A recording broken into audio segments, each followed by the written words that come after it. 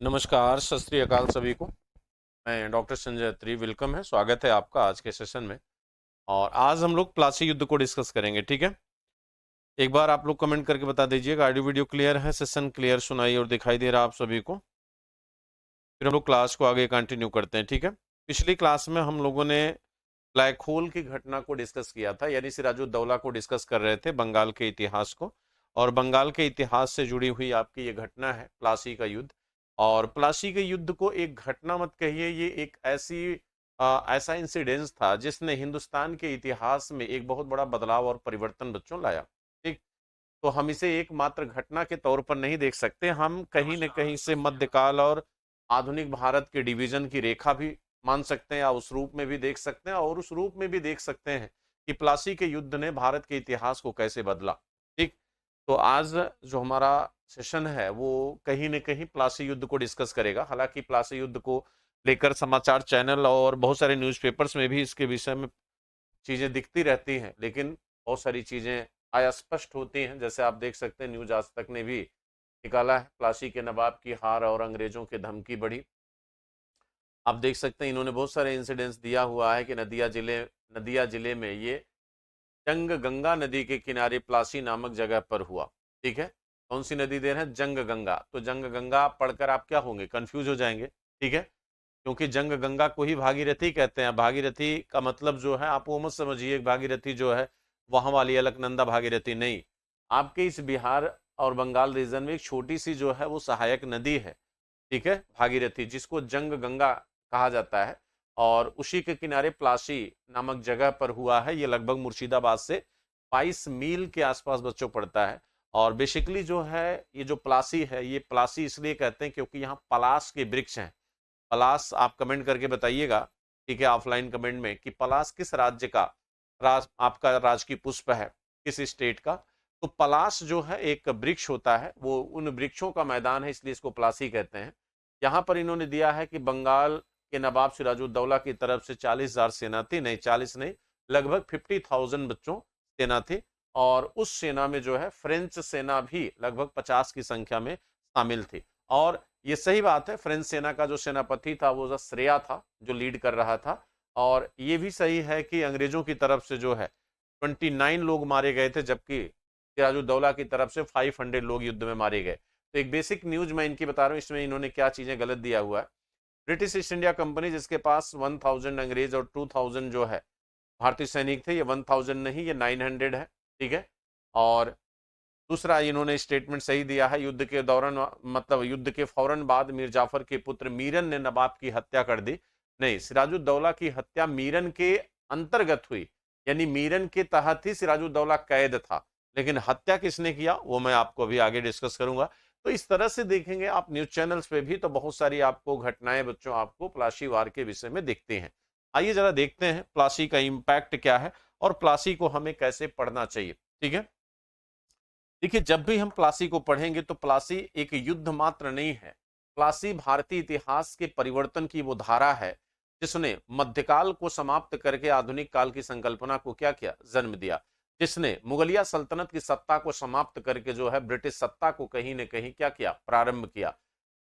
प्लासी का युद्ध जो है वह समय है जब आपके उत्पादन प्रक्रिया में, जब आपकी व्यापारिक प्रक्रिया में एक बहुत बड़े बदलाव का क्या होता है? परिवर्तन होता है, और आप एक नई शोषणकारी प्रवृत्ति की तरफ क्या होते हैं? मुड़ जाते हैं। तो प्लासी जो है आज की डेट में, यदि हम प्लासी को समझने की कोशिश करें, तो वर्तमान संदर्भ में प्लासी को समझने के लिए जो है कहीं न कहीं हमें कहीं न कहीं बंगाल, भारत, बांग्लादेश, पाकिस्तान और इंग्लैंड, इन सबके नजरिए से पाकिस्तान माने प्लासी को समझना होगा। यानी आज के संदर्भ में अगर कोई इंग्लैंड का व्यक्ति अगर प्लासी की व्याख्या करेगा, तो वो कहेगा कि नहीं, प्लासी ने हिंदुस्तान में आधुनिक काल की शुरुआत की, प्लासी ने हिंदुस्तान में राष्ट्रवाद को जन्म दिया, प्लासी ने हिंदुस्तान में नेशनलिज्म को जन्म दिया, राष्ट्रवाद की संकल्पना को बढ़ावा दिया। क्योंकि एक अंग्रेज यही कहेगा कि यदि प्लासी न होता तो अंग्रेजों का आगमन हिंदुस्तान में न होता, और अंग्रेज न आए होते तो हिंदुस्तान में मॉडर्निटी, आधुनिकता, ये सब चीजें बच्चों, आधुनिक शिक्षा, प्रशासनिक एकीकरण, राष्ट्रवाद, ये सारी प्रवृत्तियां हिंदुस्तान में न आती। ऐसा कौन कहेगा? अंग्रेज कहेंगे। ठीक है। लेकिन यदि हमें आज के संदर्भ में प्लासी की व्याख्या करना हो, तो हम भारत की समस्याओं या भारत की गुलामी के लिए सीधे सीधे रिस्पॉन्सिबल किसको ठहराएंगे? हम इंग्लैंड को ठहराएंगे। ठीक है, तो कहते हैं ना कि एक ही विषय वस्तु की व्याख्या अलग अलग व्यक्ति के द्वारा जब की जाती है तो उसके अर्थ और उसके मायने दोनों क्या होते हैं, बदल जाते हैं। तो आइए जरा देखते हैं प्लासी युद्ध को। ठीक है, प्लासी युद्ध को हम बच्चों देखें। प्लासी का युद्ध 23 जून 1757। ठीक है, 23 जून 1757 का दिन है और दिन शायद रविवार था जहां तक मुझे ध्यान आ रहा है। ठीक है, देखिए प्लासी जो है ये आपके बंगाल के नदिया जिले के, ध्यान समझिएगा, बंगाल के नदिया जिले के भागीरथी नदी के तट पर है। कौन सी नदी? भागीरथी नदी। भागीरथी नदी के तट पर है। ठीक है, और किसके किसके बीच लड़ा गया? तो एक तरफ आपका कौन होगा? सिराजुद्दौला होगा। एक तरफ आपका सिराजुद्दौला है। ठीक है, तो दूसरी तरफ आपका जो है, एक तरफ सिराजुद्दौला और दूसरी तरफ जो है, दूसरी तरफ बच्चों आपका कौन है? तो दूसरी तरफ जो है रॉबर्ट क्लाइव। कौन है? तो रॉबर्ट क्लाइव। ठीक, रॉबर्ट क्लाइव। ठीक है, अब यहां पे आप देखिए, यदि हम कहें कि प्लासी युद्ध का मूल कारण क्या था, ठीक है, तो प्लासी युद्ध का अगर हम मूल कारण की बात करें, ठीक, प्लासी युद्ध के अगर हम मूल कारण की बात करें तो आप कह सकते हैं अंग्रेजों की व्यापारिक महत्वाकांक्षा या आर्थिक महत्वाकांक्षा। अंग्रेजों की आर्थिक महत्वाकांक्षा ये इसका मूल कारण है, क्योंकि अब ब्रिटिश जो है वो भारत में पॉलिटिकल इंटरफेरेंस चाहते थे, राजनीतिक हस्तक्षेप चाहते थे। तो अंग्रेजों की आर्थिक महत्वाकांक्षा जो है, क्योंकि वो अपनी जो आर्थिक लाभ है उसको और ज्यादा बढ़ाना चाहते थे और वो राजनीतिक हस्तक्षेप के द्वारा ही पॉसिबल था, संभव था, बिना इसके पॉसिबल संभव नहीं था। ठीक, लेकिन यदि हम, ये तो हो गया अस्थाई कारण, जो मूल कारण है प्लासी युद्ध का, ये मूल कारण है। लेकिन यदि हम बात करें कि तात्कालिक कारण क्या था, तात्कालिक कारण क्या था, तो तात्कालिक कारण ये था कि सिराजुद्दौला द्वारा फ्रांसीसियों को शरण देना, सिराजुद्दौला द्वारा फ्रांसीसियों को शरण देना, ये तात्कालिक कारण था। क्योंकि जब चंद्रनगर पर जो है अंग्रेजों ने कब्जा किया, ठीक है, जो चंद्रनगर फैक्ट्री थी बच्चों किसकी? फ्रांसीसियों की। तो जब चंद्रनगर पर इन्होंने अधिकार कर लिया, ठीक है, और चंद्रनगर पर अधिकार करने के बाद जब वहां से फ्रांसीसी भाग गए सिराजुद्दौला की शरण में, तो सिराजुद्दौला ने उनको संरक्षण दिया। ठीक, और इसी वजह से अंग्रेज क्या हुए? नाराज हुए और उन्होंने सीधे सीधे, हालांकि उनको बहाना चाहिए था, ठीक है, और ये एक बहाना मिल गया। ठीक, तो चलिए यहां तक हम लोग कैसे पहुंचे जरा उसको देखते हैं। कल की क्लास में हम लोगों ने डिस्कस किया था, कहां तक हम लोगों ने डिस्कस किया था? ब्लैक होल की घटना तक। कौन सी घटना? ब्लैक होल की घटना। ठीक, और ब्लैक होल की घटना क्यों हुई थी इसको हम लोग पढ़ चुके थे, और ये कलकत्ता में हुई। ठीक, आप सभी को जानते हैं सिराजुद्दौला ने यहां पर क्या किया था? 146 लोगों को, हालांकि इस घटना की चर्चा कौन करता है? हालवेल करता है। हालवेल स्वयं इस घटना में शामिल था और वही बताता है, वो कहता है कि सिराजुद्दौला ने 14/18 1810 की एक कोठरी थी जिसमें जो है 146 लोगों को सिराजुद्दौला बंद कर देता है। ठीक है, 146 लोगों को बंदी बनाता है और यहां पर जो है 123 की डेथ हो जाती है, 123 की मृत्यु हो जाती है। ठीक है, इस सफोकेशन की वजह से, क्योंकि गर्मी का महीना था और इस गर्मी के महीने की वजह से, ठीक है, गर्मी का महीना था और इसमें मात्र एक रोशनदान था। ठीक है, और इस वजह से सफोकेशन से जो है 123 लोगों की डेथ हो जाती है, मृत्यु हो जाती है। ठीक, तो यहां पर इस घटना को हालवेल क्या कहता है? ब्लैक होल की घटना कहता है। लेकिन इसके दो और तर्क मैं आपको देता हूं। माना जाता है कि ब्रिटिश साम्राज्यवाद जो है उस समय चरम पर था और हालवेल जो है सिराजुद्दौला को बदनाम करने के लिए इस घटना का आरोप एक तरह से सिराजुद्दौला पे लगाता है। ठीक है, इसमें स्वयं हालवेल भी शामिल था। हालवेल जिंदा बच गया था, बचे हुए 23 लोगों में हालवेल भी इंक्लूड था। लेकिन कहते हैं दो किताबें बच्चों, दो किताबें, एक पहली किताब गुलाम हुसैन की किताब है सियारुल मुख्तैरिन। गुलाम हुसैन की बुक है जिसका नाम है सियारुल मुख्तैरिन। एक एक किताब तो ये सियारुल मुख्तैरिन, एक किताब ये, और दूसरी किताब बच्चों एक किताब थी जिसका नाम था सिराजुद्दौला। ठीक है, उस किताब का नाम था सिराजुद्दौला, और ये किताब कुमार मैत्रेय की है। इसकी किताब है कुमार मैत्रेय की। ठीक है, कुमार मैत्रेय, कुमार मैत्रेय की किताब है जिसका नाम है सिराजुद्दौला। एक इन दोनों किताबों में कहीं भी इस घटना की चर्चा नहीं है, जबकि ये स्वयं बंगाल का इतिहास है। इस किताब में बंगाल का इतिहास लिखा गया है, लेकिन इस घटना की या इस परिघटना की कहीं डिस्कशन या चर्चा नहीं है। दूसरा, कुमार मैत्रेय ने, इन्होंने तर्कों के आधार पर हालवेल को गलत साबित कर दिया है। इन्होंने तर्कों के आधार पर हालवेल को गलत साबित करने की कोशिश किया या कर दिया, तर्कों के आधार पर हालवेल को गलत साबित किया, और ये बताया कि हालवेल जो है सिराजुद्दौला को बदनाम करने के लिए इस तरह की घटना का आरोप सिराजुद्दौला पे क्या किया गया, लगाया गया। ठीक है, यानी हालवेल जो है वो कहीं न कहीं दूषित मनोवृत्ति से यह घटना सिराजुद्दौला के ऊपर क्या करना चाहता है, आरोपित करना चाहता है।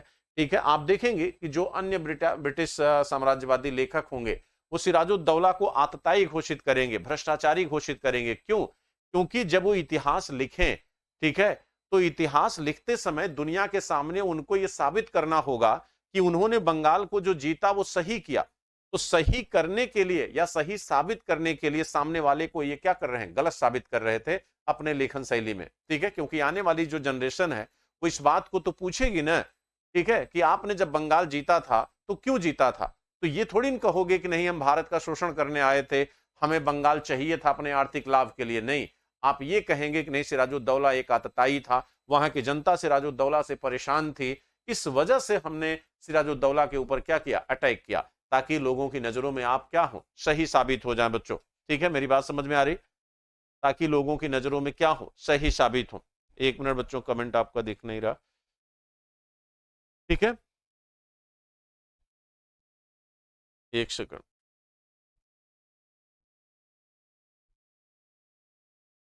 ठीक, चलिए। तो यहां पर जो है बच्चों, मैंने कल, सॉरी कमेंट आपका दिख नहीं रहा था, तो यहां पर जो है कल मैंने आपको बताया था कि यहां पर ब्लैक होल की घटना तब घटी थी जब सिराजुद्दौला बच्चों बंगाल आया था, बंगाल को जीतने आया था। ठीक, उसने बंगाल को जीता, सॉरी कलकत्ता को जीतने आया था, उसने कलकत्ता को जीता, और कलकत्ता को जीतकर सिराजुद्दौला ने इसका नाम रखा क्या, अलीनगर। इसका क्या नाम रखा, अलीनगर। ठीक है, और अलीनगर नाम रखे यहां का उसने सूबेदार बनाया किसे, अमीन चंद को। सूबेदार बनाया किसे, अमीन चंद को। अमीन चंद को सूबेदार बनाया। अब देखिए, ध्यान से देखिएगा, कहते हैं कि यहां पर जो आपका जो हिंदुस्तान है ये आपका क्या है, बंगाल। ठीक, यहां पे आपकी मद्रास प्रेसिडेंसी थी, मद्रास प्रेसिडेंसी, ये आपकी मद्रास प्रेसिडेंसी बच्चों।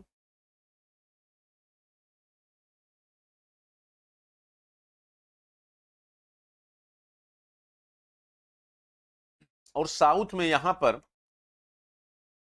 पर उस समय क्या है, यहां पर कर्नाटक युद्ध चल रहा है। ध्यान समझिएगा, यहां पर कर्नाटक युद्ध चल रहा है, और ये कर्नाटक युद्ध जो है किसके किसके बीच है, फ्रांसीसियों और इंग्लैंड के बीच, फ्रांसीसी और इंग्लैंड के बीच है। और ये 3 युद्ध बच्चों लड़ा गया।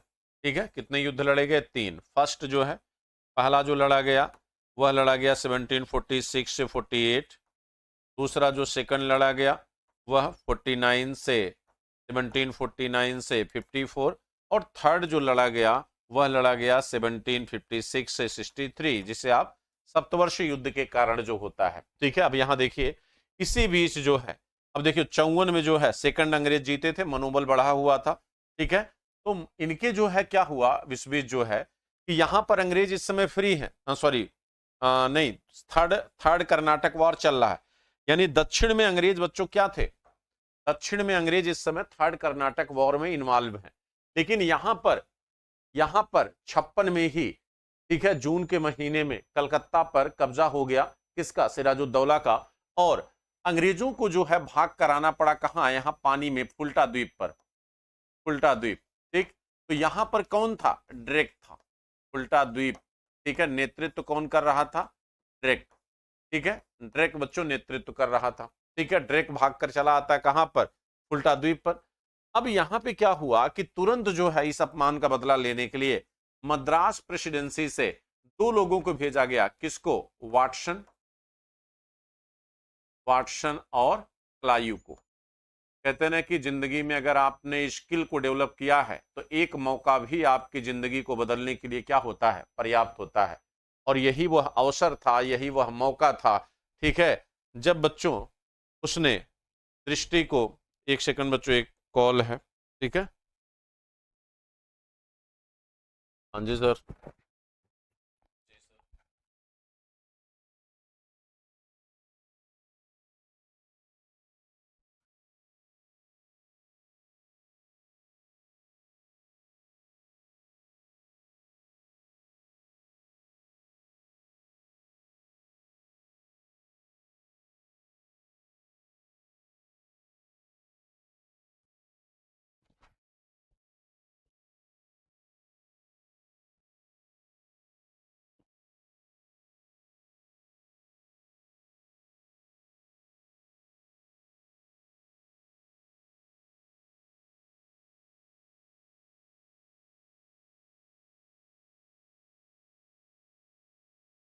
एक सेकंड बच्चों, 1 सेकंड।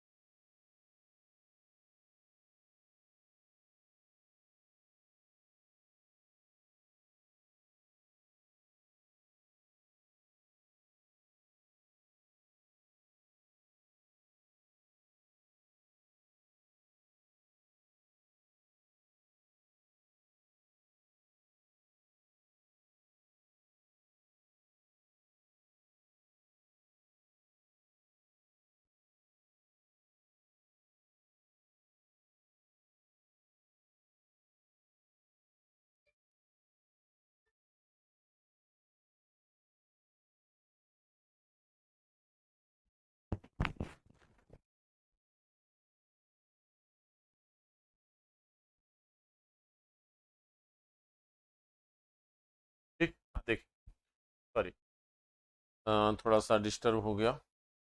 ठीक है, एक लोगों को पेमेंट करना पड़ गया, परेशानी में थे भाई, मजबूरी कभी कभी हो जाती है। ठीक है, आदमी कहीं ऐसी जगह खड़ा होता है जहाँ पे आप तुरंत रिस्पांस न करिए तो दिक्कत हो जाती है, उसके लिए तो ज़रूरी था, ऐसी जगह फंसे हुए थे कि करना पड़ा। देखिए यहाँ पर, ठीक है, तो मद्रास प्रेसिडेंसी और फुल्टा द्वीप, हाँ मैं बात कर रहा था, फुल्टा द्वीप पे बच्चों ड्रेक आ गया था भागकर।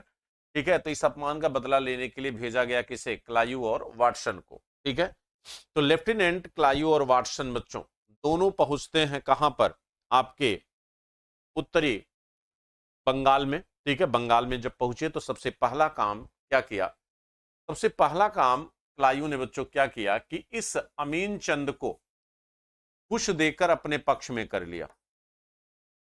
इसे जो है उसने घूस देकर अपने पक्ष में कर लिया। ठीक है, तो जब घूस देकर इसे अपने पक्ष में कर लिया तो अब जो है, अब क्या है, अब मजबूर है कौन, अब मजबूर है बच्चों आपका सिराजुद्दौला संधि करने के लिए, किससे? आपके लॉर्ड क्लायू से। और कहते मजबूर होकर यहां पर 9 फरवरी को सिराजुद्दौला ने रॉबर्ट क्लायू से क्या किया? अलीनगर की संधि किया। ठीक है, तो दोनों के बीच जो है, दोनों के बीच 9 फरवरी 1757 को अलीनगर की क्या होती है? संधि होती है। अलीनगर की संधि होती है और इस संधि के तहत जो है सिराजुद्दौला ने अंग्रेजों को क्या किया? जुर्माना दिया। सिराजुद्दौला अंग्रेजों को बच्चों जुर्माना देता है। ठीक, अंग्रेजों को इसने क्या किया? जुर्माना भी दिया। और इस जुर्माना के साथ साथ कलकत्ता के दुर्गीकरण की अनुमति भी दिया कि भाई कलकत्ता का क्या कर लो? दुर्गीकरण कर लो। ठीक है, दुर्गीकरण की अनुमति भी मिल गई। ठीक है, दुर्गीकरण की अनुमति भी मिली। तीसरा, मुद्रा ढालने की अनुमति भी मिली। मुद्रा ढालने की अनुमति भी मिली। मुद्रा ढालने की क्या मिली? अनुमति। और चौथा जो इसमें प्रावधान था कि फ्रांसीसियों के ऊपर सिराजुद्दौला क्या करे? आक्रमण। फ्रांसीसियों के ऊपर सिराजुद्दौला आक्रमण करे। इस प्रावधान पर सिराजुद्दौला ने हस्ताक्षर नहीं किया। ठीक है, यहां पर सिराजुद्दौला हस्ताक्षर नहीं करता है और अंग्रेज ये चाहते थे कि बंगाल से फ्रांसीसियों को बाहर कर दिया जाए। तो यहां पर जो है सिराजुद्दौला के ऊपर दबाव बनाया किसने? आपके वॉरेन हेस्टिंग ने। ठीक है, तो वॉरेन हेस्टिंग जो है क्या करता है? सॉरी, रॉबर्ट क्लायू ने सिराजुद्दौला पर दबाव बनाया कि जो बंगाल में फ्रांसीसी हैं उन पर आप क्या करिए? अटैक करिए। जो फ्रांसीसी बस्तियां हैं उन पर जो है आक्रमण करिए और इनको बंगाल से क्या करिए? बाहर करिए। ठीक है, उनको बंगाल से क्या करिए? बाहर करिए। और बदले में अंग्रेजों ने क्या कहा कि अंग्रेजों ने बदले में सिराजुद्दौला को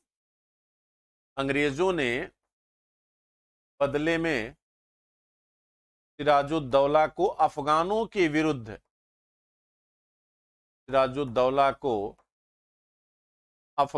विरुद्ध सहायता देने का वादा किया। अफगान ऑलरेडी कमजोर हो चुके हैं।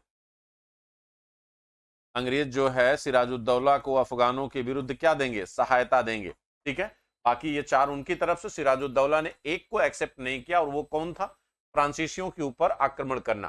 सिराजुद्दौला ने बड़े साफ शब्दों में इस बात को डिनाई कर दिया, मना कर दिया कि हम फ्रांसीसियों को ना तो बंगाल से बाहर करेंगे और ना ही हम उसके ऊपर क्या करेंगे? अटैक करेंगे।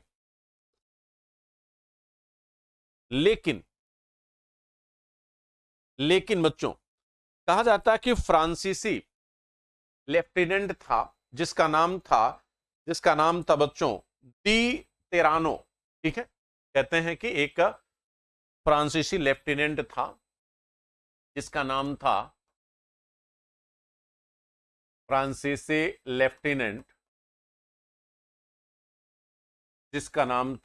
डी तेरानो। ठीक है, इसी लेफ्टिनेंट की वजह से क्लायू और वाटसन ने बच्चों क्या किया? क्लायू और वाटसन ने फ्रांसीसी बस्ती चंद्रनगर पर अधिकार कर लिया। फ्रांसीसी बस्ती चंद्रनगर पर अधिकार, इन दोनों की वजह से फ्रांसीसी बस्ती चंद्रनगर पर क्या कर लिया? अधिकार। ठीक है, फ्रांसीसी बस्ती बच्चों चंद्रनगर पर क्या कर लिया? अधिकार कर लिया। किसकी मदद से? दी तिरानो की मदद से।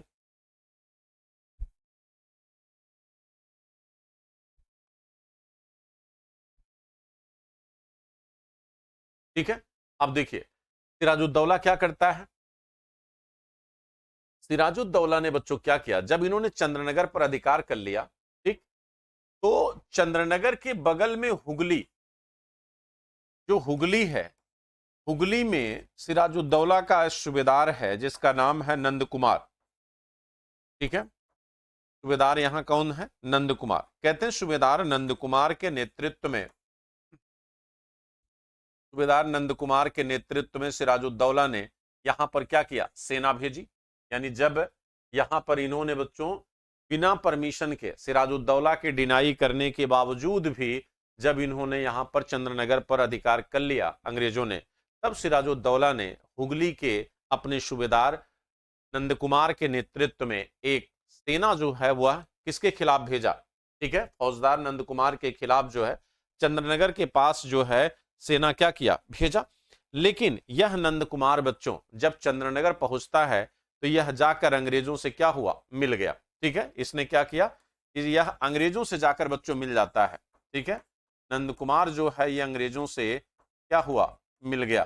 ठीक, अब अंग्रेजों से जब ये मिल गया तो अब सिराजुद्दौला की ये मजबूरी थी कि वह स्वयं क्या करे? युद्ध का नेतृत्व बच्चों संभाले, यानी स्वयं जो है युद्ध की क्या करे? घोषणा करे। इसके अतिरिक्त जो है अब उसके पास बच्चों कोई जो है कोई चारा नहीं है कि वह जो है क्या करे? कि वह जो है अंग्रेजों का मुकाबला न करे। और माना जाता है कि नंद कुमार ने बच्चों अमीचंद के माध्यम से अंग्रेजों से रिश्वत ले लिया था। ये अमीचंद कौन है? ध्यान समझिएगा।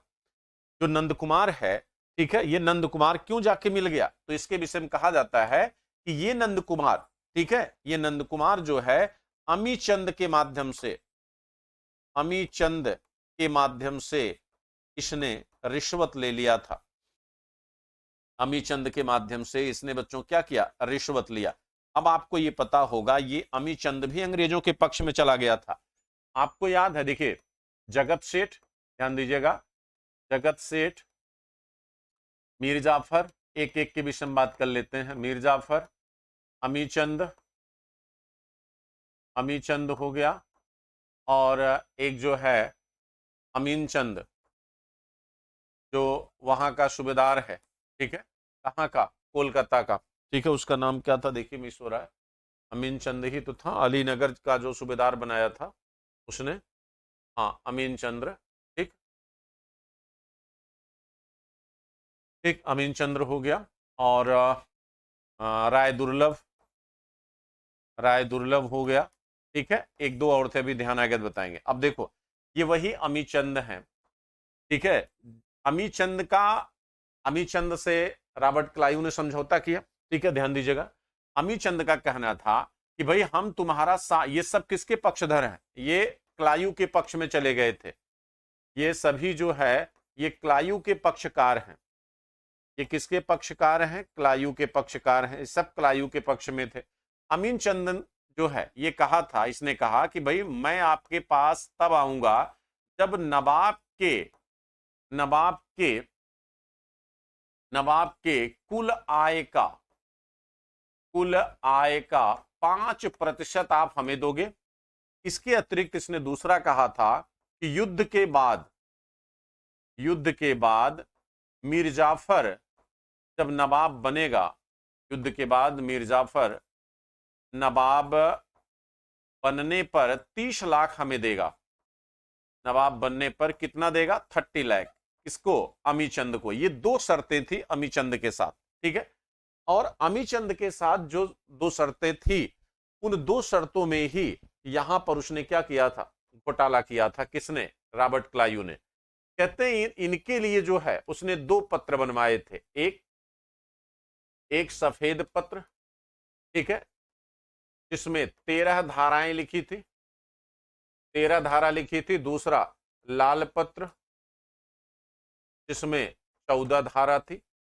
तो जो 14वीं धारा थी, यानी जो 14th धारा थी बच्चों, वो 14वीं धारा क्या थी? यही थी। ठीक है, उनसे हस्ताक्षर इस पे लिया और खुद हस्ताक्षर इस पे किया। हालांकि आप जानते हैं कि वाटसन ने हस्ताक्षर करने से मना कर दिया था। जब क्लाइव जो है हस्ताक्षर करवाना चाहा तो वाटसन ने मना कर दिया हस्ताक्षर करने से। तो प्रश्न ये है बच्चों, कमेंट करके बताइएगा, तो फिर उसने किसके द्वारा जो है डुप्लीकेट हस्ताक्षर बच्चों उसने क्या किया था? तैयार करवाया था। तो डुप्लीकेट हस्ताक्षर जो है किसके द्वारा जो है उस पे क्या किया गया? ठीक है, डुप्लीकेट हस्ताक्षर जो है किसने किया था? क्लाइव ने। किसके द्वारा डुप्लीकेट हस्ताक्षर करवाया? तो वह अधिकारी था बच्चों, उसका नाम था लूसिंगटन। ठीक है, क्या नाम था उसका? लूसिंगटन, जिसने डुप्लीकेट हस्ताक्षर किया था इस पर।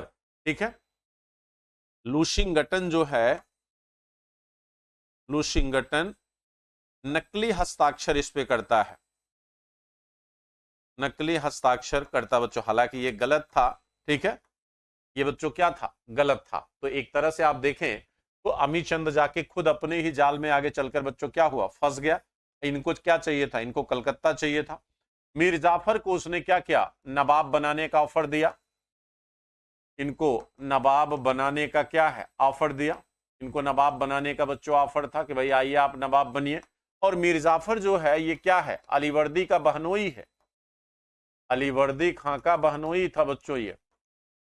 अलीवर्दी खां का ये क्या है? बहनोई था। ठीक है, अब जगत सेठ क्या है? ये व्यापारी है।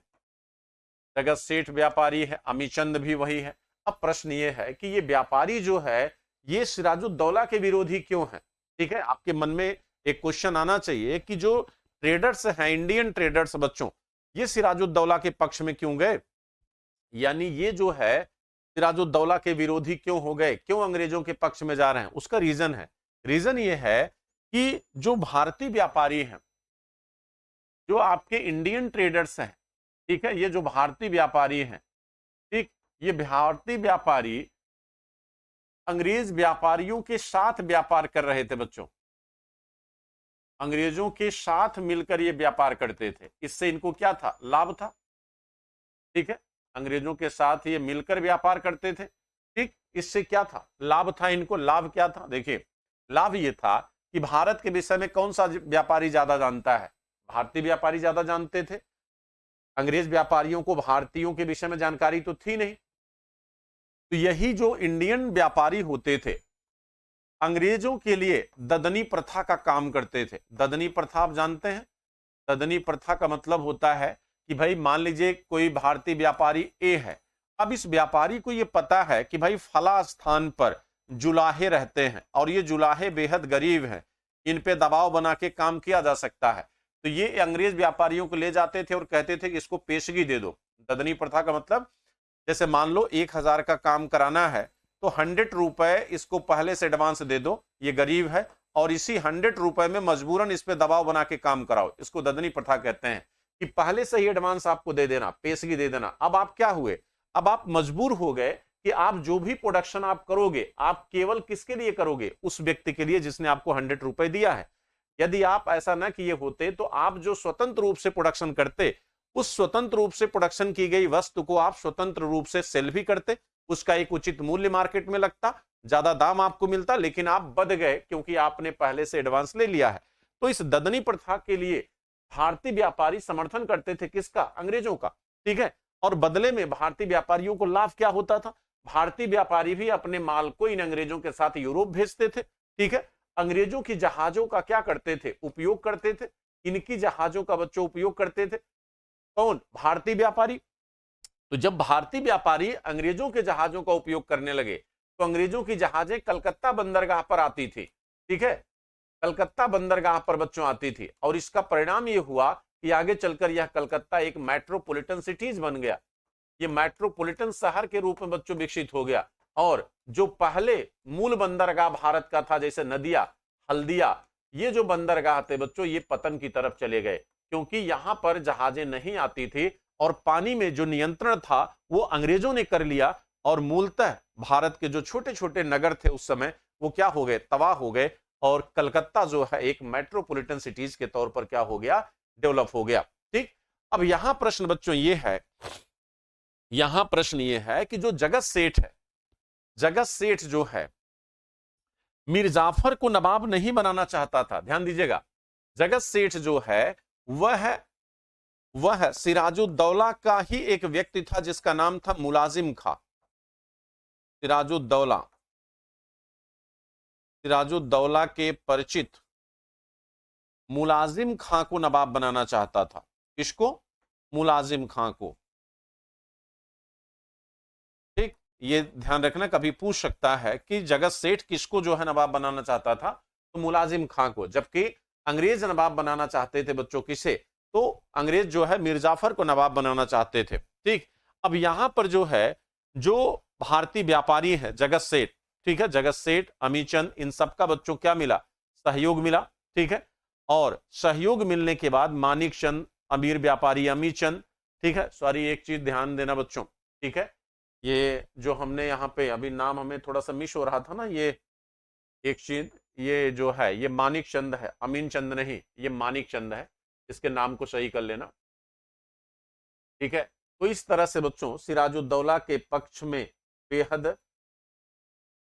कमजोरी आ गई। कमजोरी क्यों आ गई, क्योंकि जितने भी महत्वपूर्ण व्यक्ति थे वो सब चले गए बच्चों किसके पास, आपके अंग्रेजों के पास। ठीक, आपको पता है मीर जाफर बच्चों मीर बख्शी के पद पे है, मीर बख्शी माने जो सेना का प्रमुख है। ठीक, जगत सेठ आपका अमीचंद, ठीक है, आपका बच्चों ये मैं बार बार देखिए इसका नाम भूल जा रहा हूं, ठीक है, जगत सेठ हो गया, अमीचंद हो गया, ठीक है, और साथ साथ बच्चों आपका एक देखिए मैं बार बार इस नाम को मिस कर रहा हूं, अभी तो मैं इसको सुधरवाया हूं, अभी देखिए, हाँ मानिक चंद, सॉरी मानिक चंद हमें बार बार क्यों अमी चंद के रूप में याद आ जा रहा है। ठीक है, तो मानिक चंद, अमी चंद, जगत सेठ मेहताब राय, जगत सेठ को पूरा नाम था जगत सेठ मेहताब राय, राय दुर्लभ, ठीक है, ये सब बच्चों क्या थे, एक तरफ थे, ये सभी जो है एक तरफ थे, एक पक्ष में थे। ठीक है, लेकिन कहते हैं कि सिराजुद्दौला अभी भी बच्चों वो हिम्मत नहीं हारा है, सिराजुद्दौला जो है अभी भी हिम्मत नहीं हारा था। ठीक है, क्योंकि राय दुर्लभ और खादिम खां, ध्यान दीजिएगा, राय दुर्लभ और खादिम खां, ये दोनों को लेकर सिराजुद्दौला अभी भी कहीं न कहीं उम्मीद में था, राय दुर्लभ और खादिम खां। लेकिन राय दुर्लभ और खादिम खां एकदम लास्ट समय पर चले गए बच्चों, ये दोनों भी किसके पक्ष में, मीर जाफर के पक्ष में, ये दोनों भी किसके पक्ष में आ गए, मीर जाफर के पक्ष में। ठीक, तब मजबूर होकर सिराजुद्दौला को मीर जाफर के पास जाना पड़ा और रिश्तेदारी का, खानदान का बहुत सारा वास्ता दिया सिराजुद्दौला ने कि भाई क्यों कर रहे हो गद्दारी, ऐसा मत करो।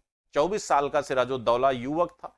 ठीक है, मीर जाफर तो उससे ज्यादा उम्र का था, मीर जाफर सिराजुद्दौला से ज्यादा उम्र का था। ठीक है, अंततः सिराजुद्दौला, सॉरी माफ करना, मीर जाफर, अंततः मीर जाफर जो है क्या होता है, मान जाता है, किसकी बात को मान गया, सिराजुद्दौला की बात को मान गया।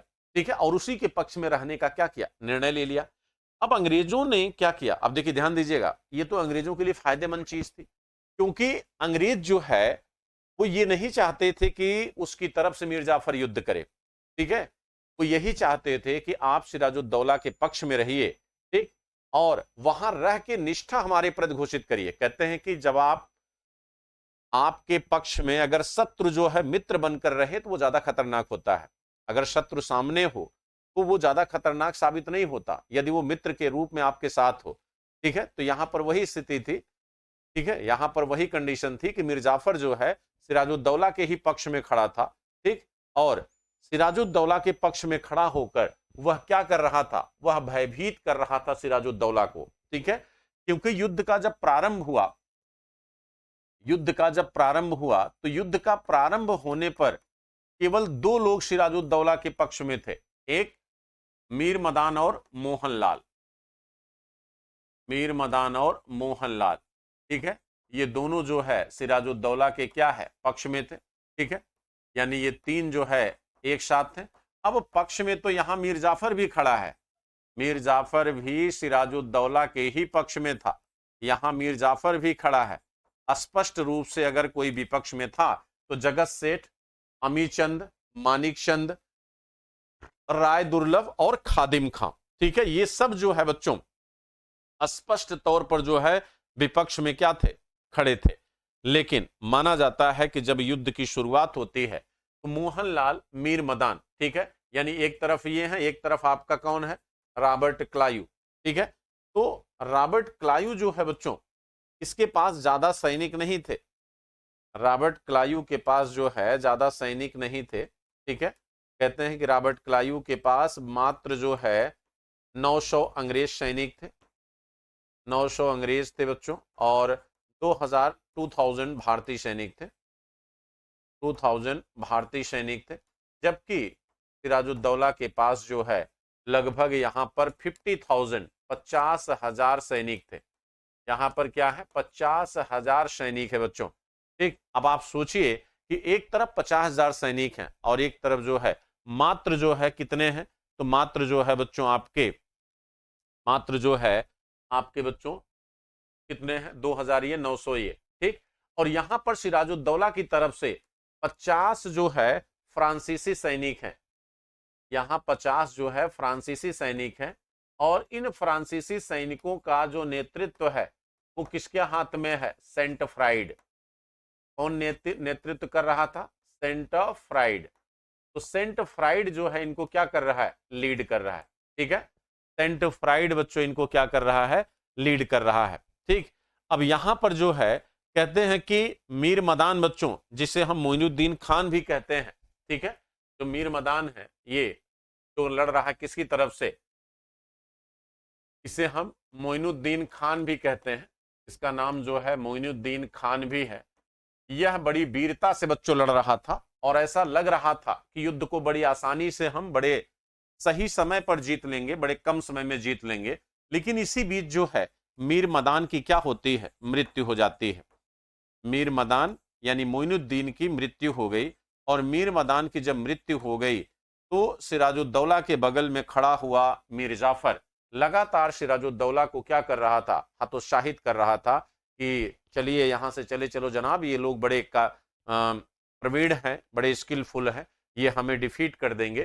ठीक है, और डरा हुआ सिराजुद्दौला जैसे ही यहां पर बच्चों मृत्यु होती है, ठीक है, किसकी, मीर मदान यानी मोइनुद्दीन की, यह जो है तुरंत जो है बच्चों क्या होता है, भाग लेता है।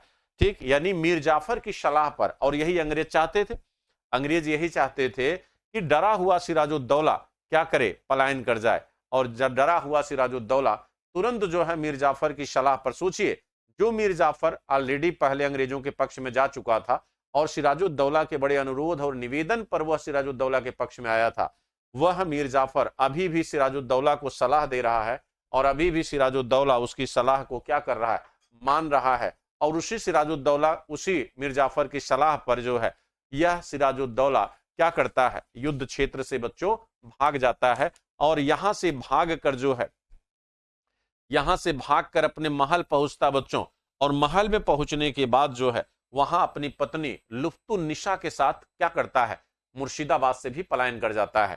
ठीक, तो इनकी पत्नी का नाम बच्चों क्या है, लुफ्तुन्निसा। ठीक है, यानी सिराजुद्दौला की पत्नी थी, सिराजुद्दौला की पत्नी जो है लुफ्तुन्निसा बच्चों, इनकी पत्नी थी जिनका नाम है लुफ्तुन्निसा। नाम तो इन लोगों के बड़े अच्छे होते हैं, लुफ्तुन्निसा। ठीक है, पत्नी का नाम क्या है, लुफ्तुन्निसा। ठीक है, तो सिराजुद्दौला की पत्नी थी बच्चों लुफ्तुन्निसा, जो यहाँ से पलायन कर जाती हैं।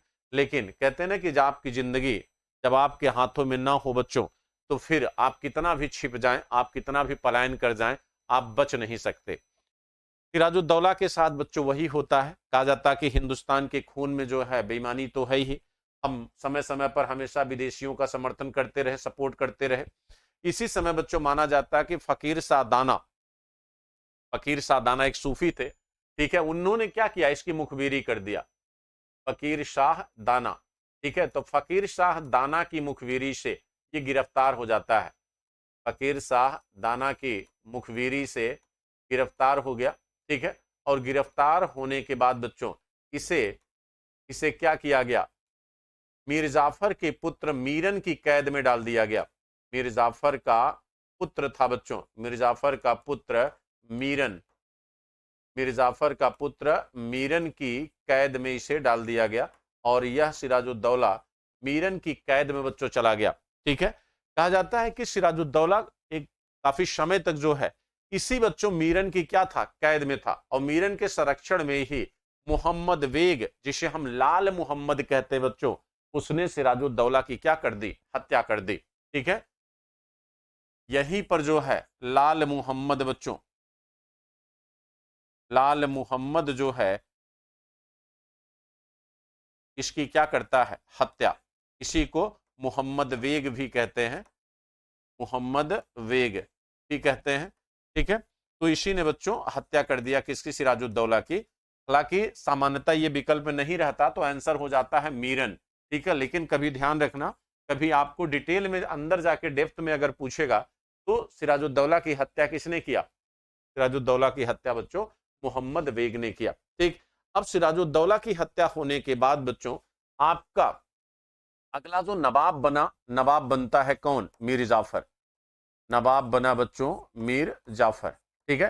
तो यहां से जो है हिंदुस्तान के पतन की रेखा जो है वो क्या हो गई, प्रारंभ हो गई। क्योंकि मीर जाफर जो है यह एक कठपुतली है, ठीक है। अंग्रेजों ने बंगाल को जीतने के बावजूद भी मीर जाफर को नवाब इसलिए बनाया क्योंकि अभी अंग्रेजों के पास ना तो इतने संसाधन हैं, ना तो इतने ब्यूरोक्रेट्स थे कि वो हिंदुस्तान की सत्ता का संचालन कर पाते, ठीक है। इसलिए उन्होंने अभी भी मीर जाफर को नवाब बनाया, लेकिन इनडायरेक्टली जो उसकी बागडोर थी बंगाल की वो अंग्रेजों के बच्चों हाथ में थी। क्योंकि समय समय पर जब जब उन्हें जरूरतें पड़ी उन्होंने मीर जाफर को बच्चों क्या किया, दबाया, उनसे पैसा वसूला। जहां जहां उसको धन की आवश्यकता थी वहां पर उन्होंने बार बार मीर जाफर से धन की क्या किया, डिमांड किया, ठीक है।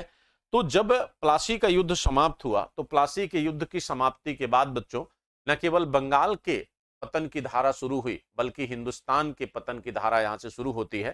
क्योंकि यहां से ईस्ट इंडिया कंपनी अपने राजनीतिक इतिहास की शुरुआत करती है। जो अभी तक भारत में सिर्फ एक व्यापार करने के उद्देश्य से आई हुई थी, उसने अपने स्वरूप में क्या किया, परिवर्तन कर लिया। अब वह राजनीतिक स्वरूप यानी साम्राज्यवाद में क्या कर रही थी, एंट्री कर रही थी। तो ये एक बहुत बड़ा बदलाव था बच्चों जो अगली क्लास में आपको मैं डिस्कस करूंगा।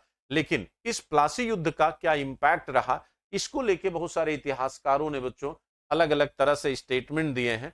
जैसे आपने देखा होगा आपके प्लासी युद्ध पर नवीन चंद सेन का स्टेटमेंट बहुत बार आपसे पूछा गया है। क्योंकि नवीन चंद सेन का जो स्टेटमेंट है उन्होंने कहा था कि प्लासी युद्ध जो है वह भारत के लिए एक शाश्वत दुख की रात थी, ठीक है। ये नवीन चंद का स्टेटमेंट है।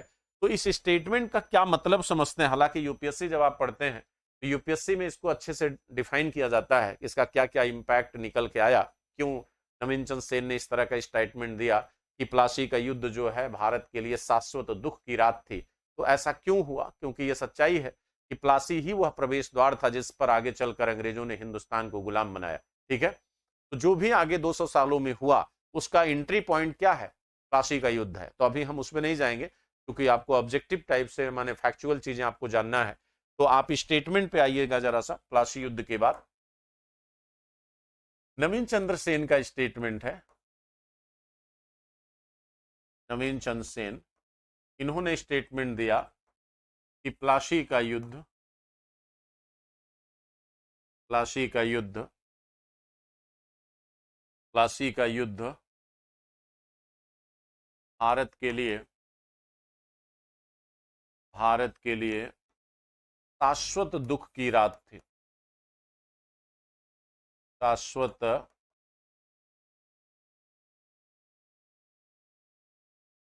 शाश्वत दुख की रात थी, ठीक है। ये नवीन चंद का स्टेटमेंट है। इसके अतिरिक्त बच्चों एक स्टेटमेंट आपके जो है रॉबर्ट्स का है, ठीक है। रॉबर्ट्स का बच्चों, रॉबर्ट्स कहते हैं कि प्लासी युद्ध जो है एक महान क्रांति थी। रॉबर्ट्स का कहना है कि प्लासी युद्ध जो है, प्लासी युद्ध एक महान क्रांति थी। क्रांति तो थी ही, क्रांति का तात्पर्य किससे होता है, परिवर्तन और बदलाव से होता है। तो यहां सत्ता भी बदल गई, अर्थव्यवस्था के स्वरूप में भी परिवर्तन आया, सामाजिक संरचना में भी परिवर्तन आया। तो परिवर्तन तो था ही, क्रांति से तात्पर्य क्या है, परिवर्तन से। तो ये एक बड़ा परिवर्तन था बच्चों, ठीक है। इसके बाद आप देखेंगे कि एक स्टेटमेंट बच्चों आता है आपके जीबी मालेशन का, ठीक है। एक स्टेटमेंट बच्चों आता है, 1 मिनट 5 मिनट बच्चों, हाँ 1 मिनट, हाँ सॉरी माफ करिएगा। एक स्टेटमेंट है आपके जीबी मालेशन का, ठीक है। जीबी मालेशन ने एक स्टेटमेंट दिया है। इन्होंने कहा कि प्लासी का युद्ध जो है, प्लासी युद्ध भारत पर तात्कालिक, तात्कालिक नहीं बल्कि अस्थाई प्रमाण छोड़ा, बल्कि अस्थाई प्रभाव छोड़ा। अस्थाई प्रभाव एकदम सही कहा इन्होंने, गलत एकदम नहीं कहा है। तो प्लासी युद्ध को लेकर बच्चों बहुत सारे लोगों ने स्टेटमेंट दिया, ठीक है। और प्लासी युद्ध के क्या इंपैक्ट हुए, आगे चलकर कैसे बक्सर युद्ध की बच्चों पृष्ठभूमि बनती है, ठीक है। इन सब चीजों को लेकर एक सेशन, लंबा सेशन लेंगे, ठीक है। आज थोड़ा सा मुझे निकलना है तो मैं आपको यहीं पर विराम दूंगा, ठीक है। प्लासी युद्ध को मैंने डिस्कस कर दिया है, बाकी क्लास जैसी भी लगी हो आप बताइएगा जरूर, ठीक है। चलिए थैंक यू सभी को, आज यहीं तक, शुभ रात्रि, थैंक यू, धन्यवाद।